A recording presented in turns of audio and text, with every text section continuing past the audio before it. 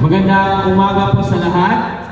Can we all say maayong buntag? It's a morning greeting in Cebuano Visayan. Can we say maayong buntag? Again, let's give it more spirit. Let's give more spirit to our greeting. Maayong buntag! very wonderful interaction and discussion regarding several topics. And we would like to thank you for your active participation and of course, your wonderful presence. Today is, as I mentioned, is activity field. And as informed, we have sessions starting this morning until the evening. However, I am positive that we will keep our spirits and enthusiasm. Of course, mga engineers yun, o mga public servants, so walay kapoy-kapoy, we continue spirit, keeping the light and everything that we do. So today is full packed. I hope dasig lang ta, may mutang madasigon for today, and let's try to hear the dasig in our hearts. So every time I say CMEAP, we say dasig. We reply dasig. Is that okay? Alright, so that's going to flow for the entire day. Alright? Every time we say CMEAP, we reply yes, CMEAP. And an urban planner. He was the general manager of Mactan Cebu International Airport and the chief executive officer of the Mactan Cebu International Airport Authority. As a professional, he also served as a faculty member of the Civil Engineering Department of the Cebu Institute of Technology. He also headed the Civil Engineering Department of the College of Engineering and Architecture of the University of the Visayas in Cebu City. He also served as a lecturer.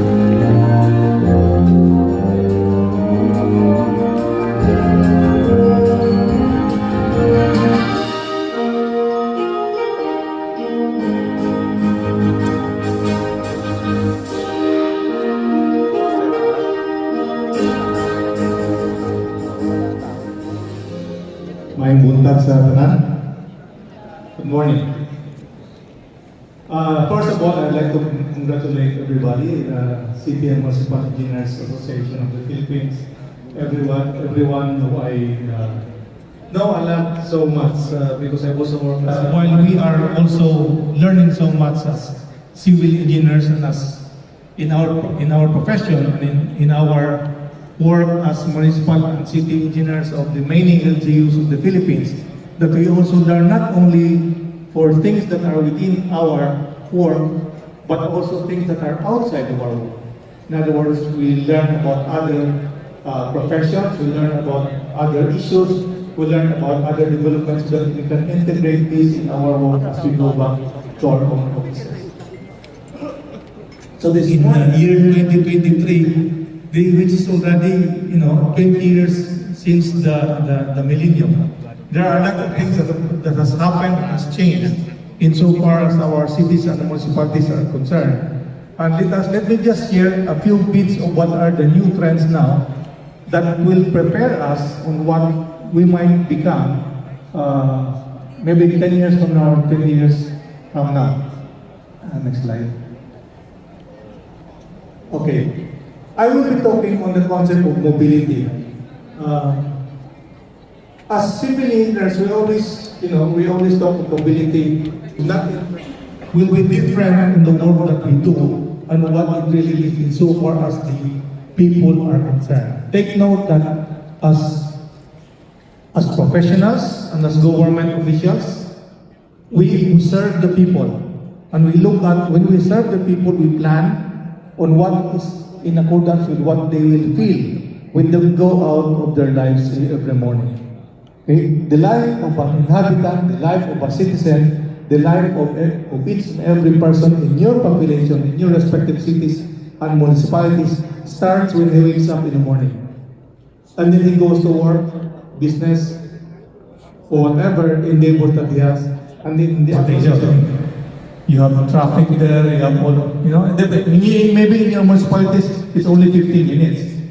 But in other cities, in Cebu City, it's at least 30 minutes of transportation. That's subtracted from the 8 minutes. Then the other thing that you do in the 8 minutes, and what time do you have for yourself and your family, depends on what is inside that 8 hours. And that's why a city, both the planning officers and the planning and the LGU engineers will have this responsibility that we have a better life for our constituents. And in order to do that, what I'm trying to share to you this morning is what is now the new view insofar as more on planning, urban planning, and development is concerned. The idea of people who are moving around space and time were not emphasized in our previous concept. Okay? This created the need for zoning, and that's why our main document is the zoning document, which shows you, the zoning document shows you what are the activities in the LGU and where are these done, and where are the people, where the people live and where the people work. And our work, the engineer's work is to provide the roads going into, we always like problems, engineering problems. How do you move 100 participants from the 28th floor to the ground floor, 8 lands, if the elevator can only accommodate 10 per run? Are you thinking? Okay? How do you move 100 people from the... Oh, how do you solve the problem? That's so that everybody can go down and 8 lands and then go back and start at 1 o'clock. So you start computing, right? You start computing, how do we do this? Okay. So this is the problem. The problem is like most other real life questions, there are no single exact right answers. You will say, what? Build another elevator, or build 3 more elevators, or reconstruct. So one of the good things is reconstruct. In the first place, you will ask the question, do not to Singapore, because anybody who comes to Singapore will know that that's really a good urban planning. And it's really easy to go around Singapore. But if you look at the last plan, Singapore's plan, did this show you where they build their roads? Did this show you where they build their expressways? Did this show you where they will build their trains or their LRTs or MRTs and whatever you have? No. If you look at the next plan of Singapore, and many other countries are having this concept already. The next plan of Singapore for 2040 is a 20-minute town and a 45-minute city. So when they plan now, they're not talking about drawing lines on the map, they're not talking about roads. So you can see that their planning now is based on space and time. Next slide. So by walking, this is part of the Singapore plan. By walking, cycling,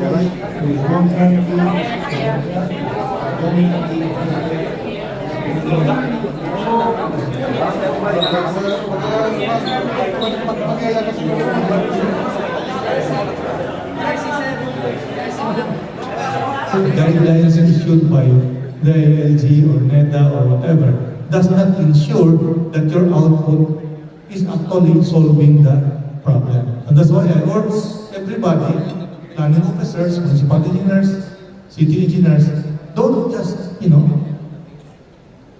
be saying, I'm good because I already memorized the guidelines. No, we really have to understand and we really have to practice. We really have to learn the concept and then try to do analysis. Analyze it within your own cities and municipalities. Given that you have, by the way, what is the weight of 1 lane? What's the weight of 1 lane? Standard. If you are given 1 lane and you're riding a car, you can carry 2. A car can carry 4 passengers, right? A car can carry 4 passengers normally. But the usual capacity of a car is actually 1.6 because usually driver, it's only the driver driving the car. It's 1. Sometimes there's 2, sometimes there's 3, sometimes there's 4. Sometimes you squeeze it in 5, 6. But the average capacity of a car is 1.6. Assuming it's 2, so 1 lane can carry 2 persons. When you're riding a regular bus, 1 lane can carry 9 persons. When you are riding, people don't understand this, people don't realize this. That when you are riding a bicycle, you can actually have 14 people for 1 lane. Higher than the bus. But if I'm going to ask you how many of you goes to your work in a bicycle, I doubt if I get 5%. How many of you goes to your work using a bicycle? How many? Wala. Well, try it, because when I was city administrator of Cebu 2017 to 2019, 5 days in a week, I used bicycle 2 days in a week. That's 2017 to 2019. Okay. Pedestrians is actually more. If you use it for pedestrians, 19. But if you go to the end, if you go to Singapore, it can carry 100 per lane. Okay? So that's what is that is the transport capacity. So we understand that, it's just not just drawing lines in the map. What is the capacity of that line that you're drawing? 2 lanes, 4 lanes, 6 lanes. Okay, 2 lanes, but you draw that in 2 lanes. What is the capacity in terms of passengers per hour per direction? Next. Okay, perspective, from our personal perspective, start off first. We are good engineers, we are good planners, but how are we thinking about that? From which point of view, which eye? Okay, as a passenger, public transport passenger, or as a car owner? Next. Last two slides, just to show you that the new trends in Singapore is going towards this direction. Okay? Emphasis on 2 modes of transport, not using car, the bike, and the bus. Okay, next. So, it's good. The pandemic was very good because everybody starts riding bikes. Okay? I think and the DPWH suddenly spent millions of pesos for bike lanes. Unfortunately, although I was very happy with it, they did not do a good job in trying to locate where to put the bike lanes. Because they are putting bike lanes. I'm a biker myself. I don't bike on roads that are 6 lanes. Because it's very, very dangerous. You always put bike lanes on small streets, not on large major roads. Unfortunately, our government put the bike lanes where the major roads are. And that's why they're very dangerous, if not protected. So, 1, bicycles are now part of the planning. You should plan that in your cities. And next slide. Bus rapid transit, new denomination of transportation. There's already one that they're arguing in Manila. And last slide, next slide. Next slide, please. Last Monday, the President inaugurated bus rapid transit in Cebu. We were very happy that it has already started. We started working on this in 2008 yet. That is 25 years ago. No, 15 years ago. But they have inaugurated this already last Monday. Although there's a change in alignment, which caused it to be not as efficient as it was originally planned. But we always change, we have to change our concept now. Our concept is really not on the capacity, not on the how many people. Our concept now is time. So when we start on time, we say we work so that our population can get anything that they need in Singapore style, anything that they need within 15 minutes, and anything that they can work on within 45 minutes. How to do that is something that we need to decide. Okay, I think that's the last slide. Can you that's the presentation. So I hope that makes sense. I hope that you learned something. Given how little. And of course, if there are some questions or clarification, I'd be very happy to answer. Thank you very much and good morning. Okay, thank you very much, Engineer Nigel Pauls Villarete. Sir, we would like to request for you to speak for a moment. Can we hand the mic to Engineer Villarete? Yes.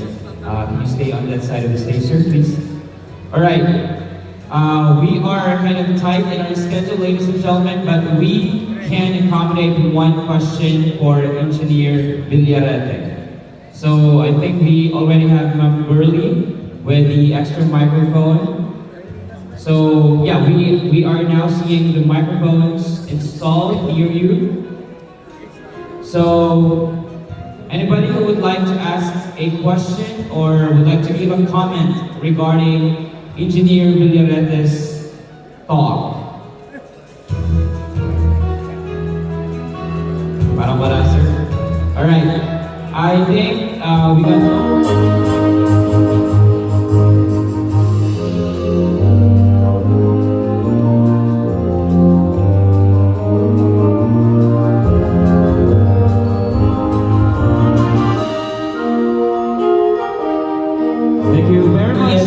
The Assistant General Manager of the Reclamation and Regulation Office of the Philippine Reclamation Authority from 2016 to the present. Mga kaigsuunan, please help me welcome Attorney Joseph John M. Literal.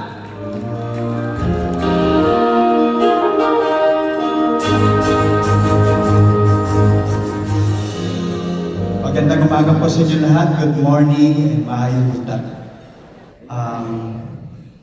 Together with me po this morning to talk about anything about reclamation are my Department Manager for Planning and Evaluation, Engineer Eduardo Destura, and also our Manager for Reclamation, Engineer Jumide Setan. Okay. Engineer Villarete, medyo na-challenge po ako doon sa presentation nyo kanina. Because our presentation will definitely add problems to urban planners and civil and municipal engineers. Anyway, at the end of the slide, you will see that the government will be implementing measures also to come up with the suggestions of Engineer Villarete a while ago. Okay. I'll be discussing the institutional responsibility and framework for coastal land reclamation. News this week and last week where there are many complaints about reclamation and dredging. Okay, the Philippines has 7,641 islands. Hindi ko lang po alam if the reclamation islands are also already included in that 7,641. And we have 36,289 kilometers of coastline, 822 coastal municipalities, which is 55% of the total 1,494 municipalities nationwide. And we have 63 coastal provinces out of the total of 82 provinces. And lastly, 75 coastal cities out of the 135 cities nationwide. The corporation, an LGU, and a government, national government agency or others can only do reclamations with authority or under public or under proper contract with the PRA or the Office of the President. And then the second, this is important because reclamations made in violation of this provision shall be forfeited to the state without need of judicial action. Siguro you will notice or siguro merong mga cities or municipalities dito na did reclamation projects which were flagged down, infrastructure projects which were flagged down by PRA for not having permit to reclaim. So the result would be there would be a forfeiture of the said reclamation project in favor of the national government through PRA without need of judicial action. And lastly, ito po yung existing, before the effectivity of this law, existing reclamation projects shall be taken over by the national government on the basis of quantum merit. So there will be a payment by the national government upon takeover of this project.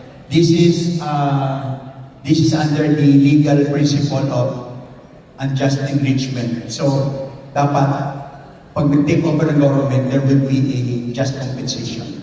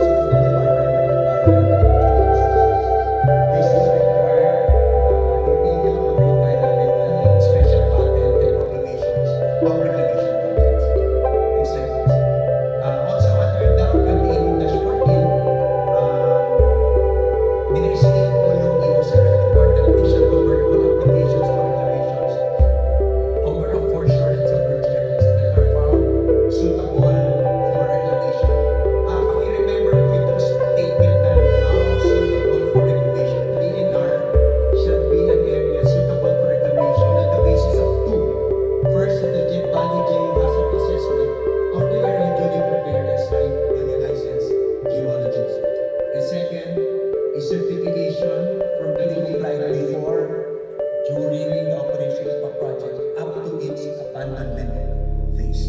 Yan po. This is the GCR informal. The reclamation permit from PRA.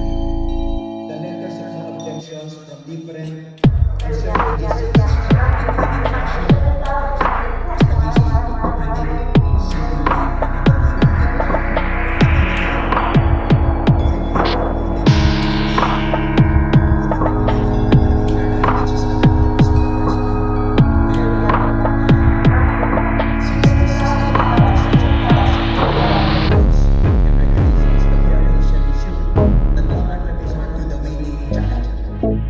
Next slide, please. Okay. We now go to the latest requirement under EU 7. We are required under Section 7 of the EU to craft a national and original reclamation development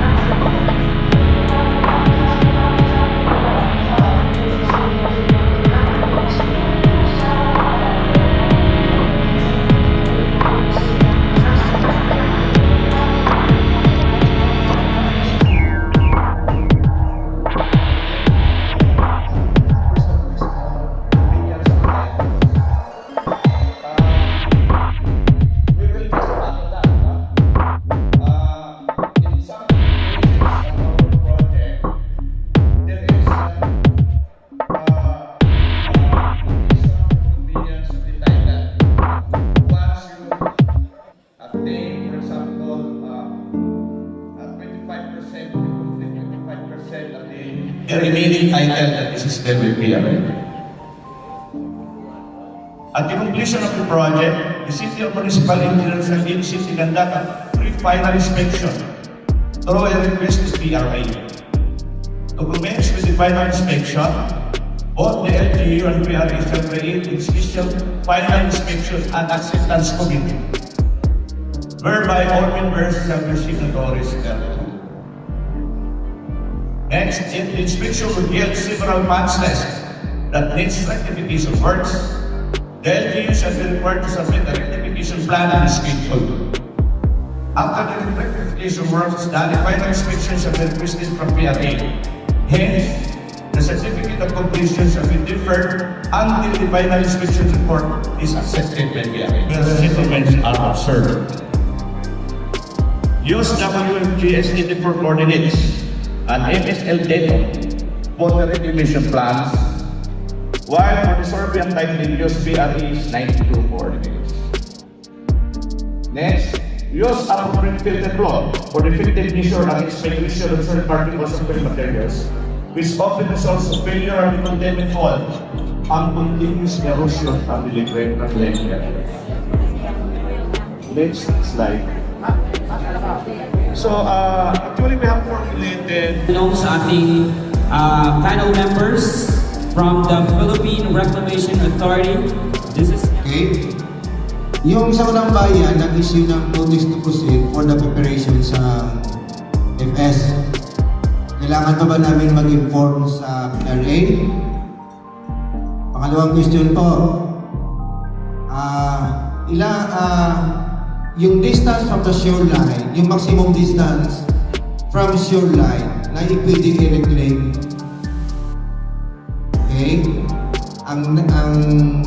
question, in terms of sharing, in terms of area and income, meron bang provision yung PRA? Thank you po. Yeah, Attorney Literal will answer the questions. To answer the first question, dun po sa feasibility study, actually wala naman yung information required kay PRA.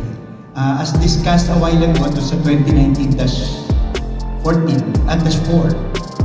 ang nire-require po namin is the conduct of the public bidding on the PPP, yung pagiging JV partner ng private proponent at ng city or municipality. It's a process na under the PPP po yung pag-ano ng feasibility study. Although the feasibility study is a major requirement for us to approve, but it is not one of the process ng bidding na kailangan ng clearance from PRA. Kasi po ang clearance lang po ng PRA na required na bigyan ng clearance for the LGU to conduct the public bidding is on the JV, on the joint venture, or the tawag natin ito, build yung mga or kung BOT arrangement. So pagdating po doon sa bidding on the conduct of the feasibility study sa engagement ng consultant, hindi po required na mag-seek ng clearance kay PRA. On the second question, lalakas loob ko ng sagutin eh. On the second question, actually wala naman pong requirement on yung minimum or maximum distance. If you will notice before, ang trend po are landlocked reclamations. Ibig sabihin, tumitikit po yung reclamation to sa shoreline. But recently, because of the issues ng modeling, hydrodynamic modeling, tsaka po yung requirement po ng batas, what we recommend or the way forward are island reclamations. So the distance would depend on the modeling, the result of the modeling, na walang magiging environmental impact masyado yung distance ng reclaimed land, ng reclamation do sa shoreline. So wala ho tayong fixed rules anong distance because it would depend on the modeling and ang output natin doon should be the least impact sa environment. So yun po. On the third question, on the sharing, under EO 74 and its IRR, ang sharing po ay 51% in favor of the government and 49% in favor of the private sector partner. Yung 51% po would be broken down as 30% roads and open spaces which are non-developable, non-disposable outside the commerce of men. So, ang pwede pong i-dispose ng government is 21% out of the 51. So, 51 minus 30, it's 21. On the 21% disposable portion or share ng government, it is further broken down on a 60-40 arrangement. 60% in favor of PRA and 40% in favor of the local government unit. So, pag tinignan nyo po yung 60-40, in effect, it would constitute 12.6% and 8.4% respectively in favor of the national government or PRA. So, yun po. Magiging pwede lang pong ibenta ng government sa share sa reclamation is the 21% broken down as 60% in favor of the national government or PRA and 40% in favor of the LGU. And the 30% roads and open spaces are outside the commerce of man. Hindi po siya pwedeng ibenta ng kahit na sino. And the 49% share ng private sector coming from the share na city, yun po, disposable po yun. It's commercial. Yun po. We hope that we answered your question, sir. President proposal ko, pwede ba namin mapareview sa inyo yung unsolicited proposal ng investor? Sir, sagutin ko na po yung tanong niyo. Actually, nandun po yun sa process ng 2019-4. As mentioned by Engineer Mistura kanina, that there are two stages ng bidding. One is the level ni LGU, the second level is level po ni PRA in case na hindi po dumaan si LGU doon sa first stage. But based on your question, ang ina-assume po namin that you are processing an unsolicited proposal. Actually, yan po unsolicited proposal na yan po. Once it is accepted by the LGU para po i-subject to Swiss challenge, pwede niyo pong ibigay sa amin yon for our review. Kasi pwede po kami mag-comment on the sharing, on the ano pa po ba yun? Sharing, yun po sa magiging process po ng bidding, kung ano po yung mga requirements na dapat po nating hingin sa proponent. Ito sa proponent yung nagbigay ng unsolicited proposal. Remember kasi po, ito pong padadala nyo sa aming draft na terms of reference or TOR or bidding documents. This would be the baseline documents. Ito po yung magiging basis noong pong challenge. Kaya po, dapat from the start, before you post it or before you publish it for a challenge, dapat na-review na po ni PRA yung laman ng terms of reference. Kaya in that aspect, sir, with respect to the terms of reference and bid documents, sir, we can help you with the review. We can suggest provisions kung may kulang, and siguro we can have it revised to conform with the regulations po, specifically on reclamation. Kasi po yung the unsolicited proposal might also include other commitments po na outside naman po sa mandato ni PRA. So we would be concentrating our comments on the aspect lang po doon sa terms of reference na about the reclamation aspect po. But we can have it reviewed, and remember po, under the rules, PRA should give a clearance to the LGU before the LGU can conduct the Swiss challenge or the competitive public bidding. Yan po. Engineer Gary Viray po from Masantol, Pampanga. Yung na-enlighten po kami doon sa mga ipinaliwanag yun, pinakita yung mga batas regarding po sa ating reclamation. Dito lang po ako sa Section 6 ng EO 74, yung cumulative impact po. Sabi nyo nga po, reclamation projects shall be evaluated based on their accumulative impact rather than on specific project basis. Sabi niyo rin po, meron po tayo dapat hydraulic dynamic modeling. Di po ba? Pag nagtambak po tayo sa isang lugar, siyempre po, papakita natin doon sa hydraulic modeling natin kung saan pupunta yung na-displace na tubig. Hindi ko po kasi nakita doon sa inyong pinaliwanag. Sabi nyo nga po is, in-scrutinize nyo every detail of the project. Pero, lahat po ng ginawang reclamation sa Manila Bay, we are, I think, 100 kilometers kami away from Manila Bay. Kasi po, nasa parting north po kami ng Manila Bay.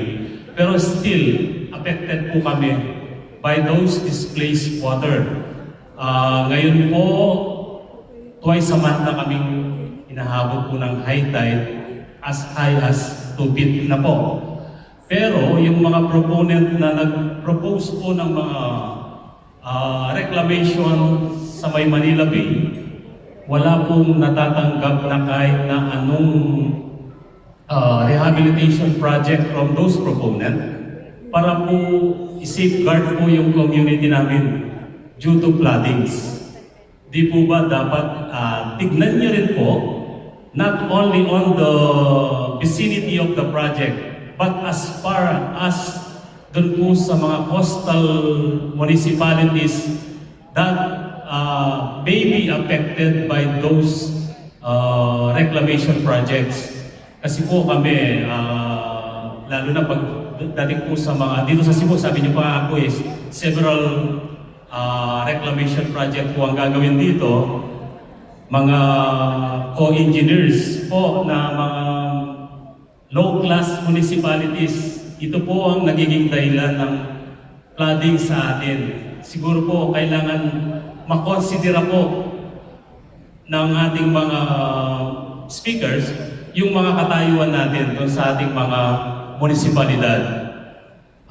Sana po pakitignan nyo rin po yung mga Fisher Folks that will be affected by those project. Nakita po natin kamakailan lang sa TV yung mga nagsiprotesta sa dagat, yung pong mga Fisher Folks na sa halip na sa karatig po lang po mangingisda, ngayon po is lumalayo na sila. And they are affected by the pagtaas po ng krudo dahil kung lalayo sila, halos wala na silang kikitain. Wala po kaming nakitang masama doon sa project nyo lang, kaya lang parang may konting kulang. Yung pong malalayong affected rin by those displaced water. Baka pakikonsideran nyo po kami para po hindi naman po lalong lumubog yung mga munisipalidad namin sa mga ginagawa nating reclamation na sa mga projects sa mga municipality or mga cities. At isa pa po, hindi po kaya tayo nagbabiolate sa continuing mandamus ng Supreme Court sa Manila Bay? Ang sabi po yata sa continuing mandamus ng Supreme Court, to preserve the Manila Bay, to bring back to its parang swimming or yung PH niya para makapaliguan po ng mga bata. Well, pag gumawa po tayo ng reclamation, di po ba inalter na natin yun at hindi na natin preserve? Maraming salamat po. Maraming salamat po sa tanong nyo. Yan din po yung sinasagot ko 2 linggo na sa media.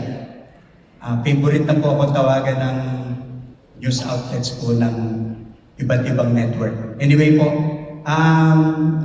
sir, we have considered your comment. Actually, it's part of our ngayon pong mga tinatakal namin with the proponents. And isa po ito sa mga pwedeng maging development or improvement noong IRR. As explained a while ago, yun po kasi hydrodynamic modeling, ang pagkasabi po nito yung cumulative is yun pong effect ng isang reclamation to the other reclamation. It did not specifically require na tingnan din yung lugar na walang reclamation. However, tama po kayo.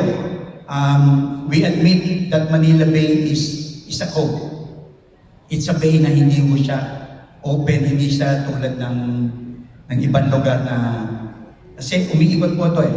In certain kind of time of the year, the current is going clockwise, and in certain time of the year, it's going counterclockwise. So talaga yung hydrodynamic modeling natin, baka nga po kailangan gawin sa buong Manila Bay.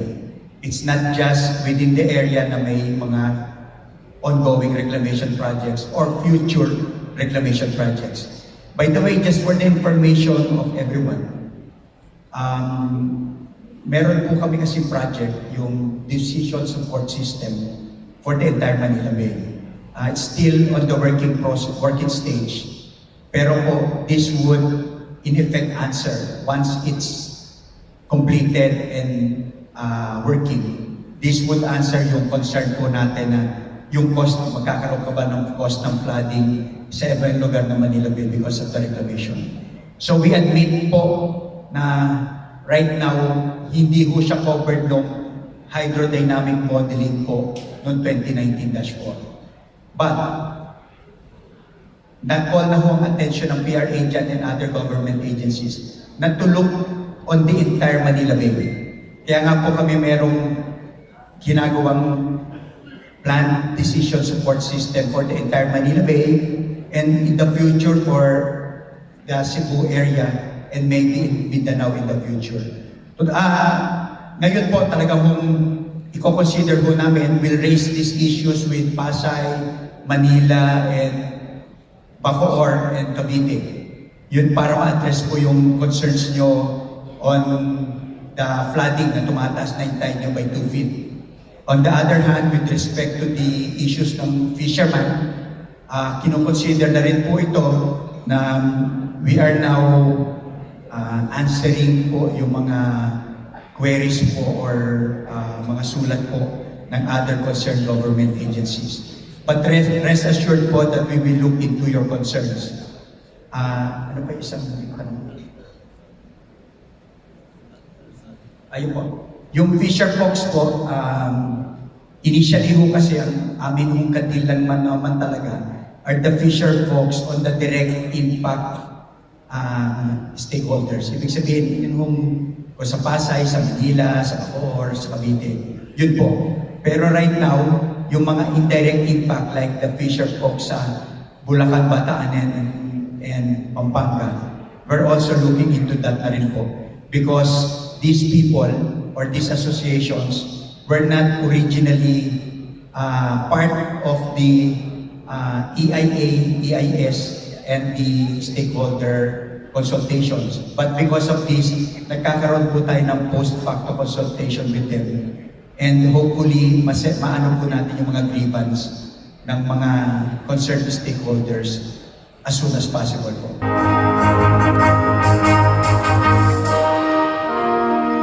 Maraming salamat po ulit sa ating mga resource persons from the Philippine Reclamation Authority. Jinyi is becoming a very strong and vibrant. Right now, we will take a short break. Lunch is already ready.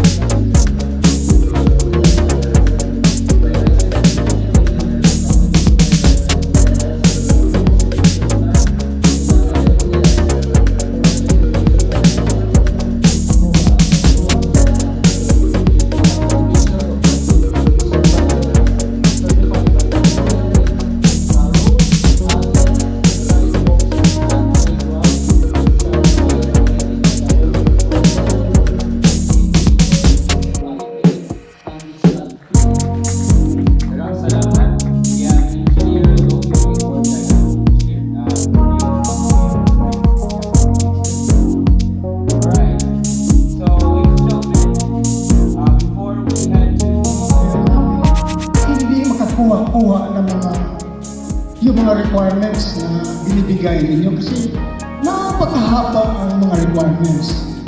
In fact, for the past 20 to 30 years, hanggang ngayon, hindi pa sila nakakuha ng permits. Pero, nagbibinta na sila ng mga lupa o mga residential units. Ino-occupayan na. Meron na nakatira. Ang mangyayari kasi, kung nakita ko yung mga requirements, isa doon, walang mga provision sa drainage o kanal man lang doon sa ating requirement na pinaprovide sa playgrounds. Una, yung sa itatanong ko lang sir, yung development permit is kayo na ba nag-approve?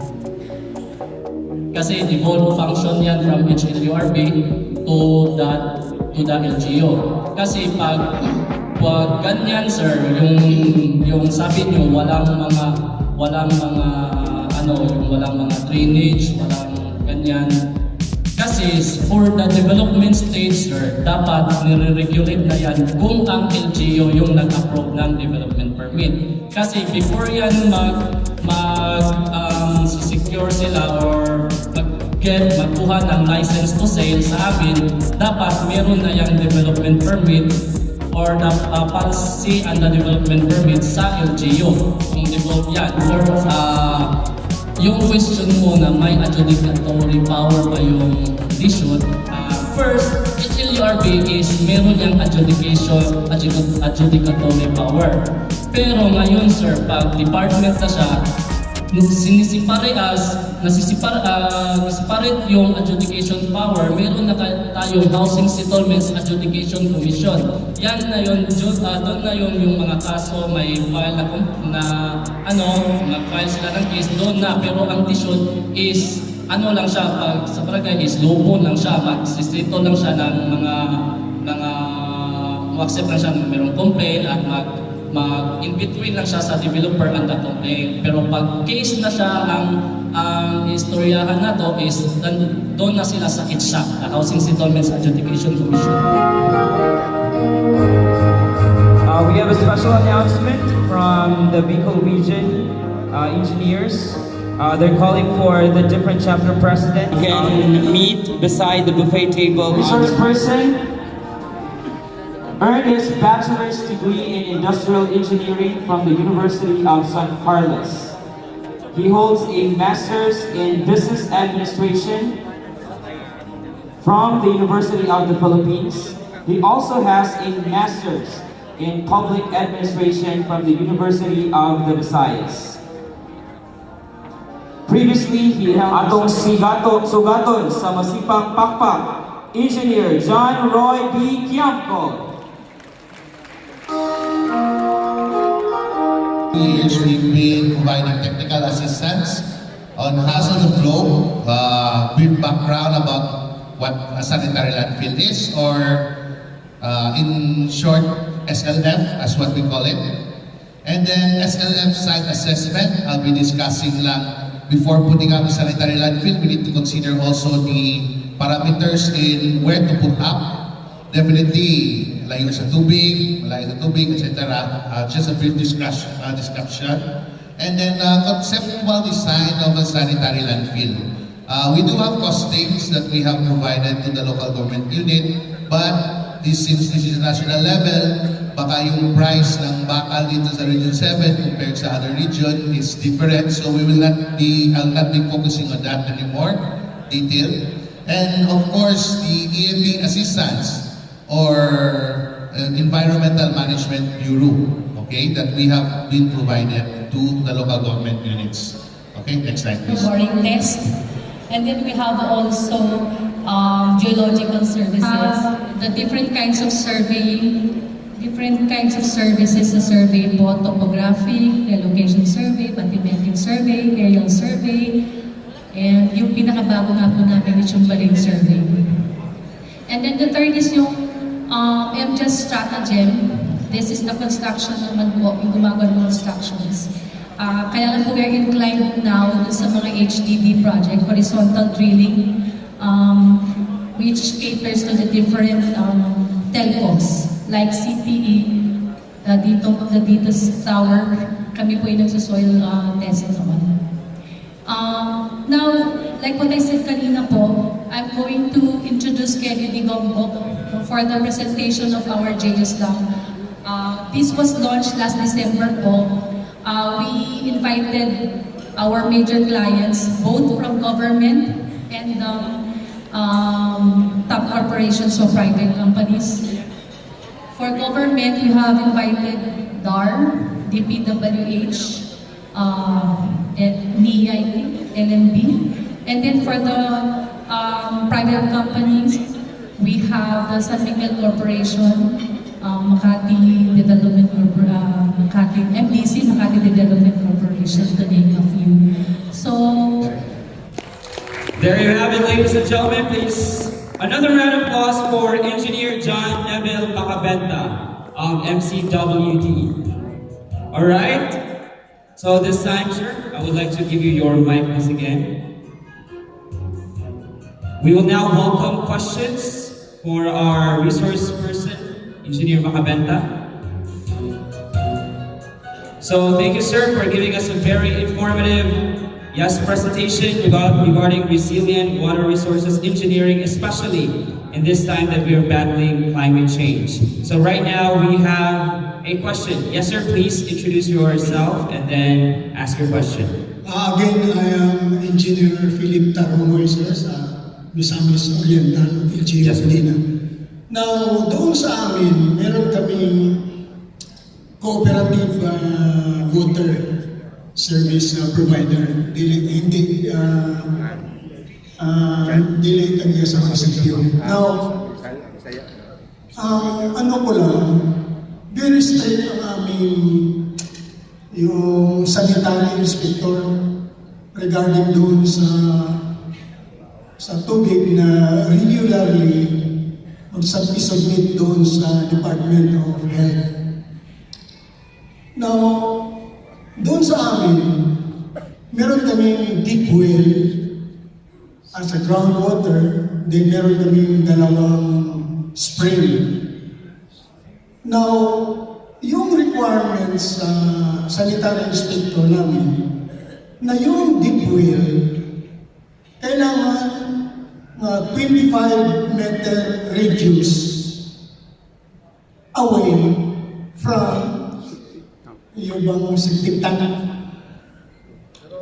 Now, on the average, kung may tanong ko lang, apart sa sharing, yung 140 feet na from the ground surface down to the aquifer na sinasabi ninyo, yung septic tank natin, on the average, palagay ko 2 meters lang yun Ano naman makaabot doon sa 140 feet na water level? Then pangalawa, yung MCWD, I think, ang chlorination niya dito is mataas-taas kaysa yung water treatment ninyo dito. Now, yung sa amin, pareho tayo regulated ng NWRB, yung National Water Resources Board. Na palagi ang issue namin, yung computation mo kanina from 25 pesos per cubic meter around yung pricing, yung pag-extract ng water, it will cost us 25 pesos per cubic meter. Ayaw ko lang kung makasupport ba doon, ma-maintain yung costing sa pag-extract doon. Kasi palaging tumataas ngayon ang power cost. Then hindi pa kasama doon yung pag-purchase sa submersible pump. Then we have the labor cost, etc. Now, ano ba kung meron, ano ba yung intervention na maibigay mo sa amin? Yung hindi na maiwasan yung 25 meter radius kasi yung mga tao na occupant palagi nag-occupy doon sa vacant area. Hindi mo naman pwede ipaalis yun agad-agad. So, kung merong intervention na ma-regulate yung 25 meters na sinasabi nilang pupunta doon yung dumi ng tao, na yung kalayo na distance, palagay ko makatulong yun sa amin. Okay, thank you sir for that question. I would agree with your sanitation engineer, first and foremost, because water is being consumed. It's once consumed, it will affect our health as well. So the 25 meter, if you say the distance between a septic tank and the water, it's being, I believe there is a total study on that. Yes. And our nitrate contamination did not happen overnight, nor over the year. It happened for 48 years. Now, if you won't start now, eventually, it will be the same in your area as well. So the intervention, now I would say that you comply with that provision. But in terms of intervention, it must be on the septic tank. Most of the septic tank, I believe in your area, if that's the case, is bottomless. It means that the bottom of the septic tank is open. It should be concreted or sealed, by HDPE or something. But it should be sealed. That's very important. The control over the linear meter, the distance is one, but it should be, the intervention should be as well on the septic tank. On that intervention, kayo, mga LGU, may control yan. No, not the NWRB. So if you want to continue for now, it might be for now, your intervention is with the septic tank. But I tell you, once the nitrate reaches already your groundwater, it's irreversible. No, it's irreversible. So that is why, as long as it is haven't reached that yet, you have such intervention already on the septic tanks. And in terms of cost, sir, sa groundwater, that's based on our capital expenditures.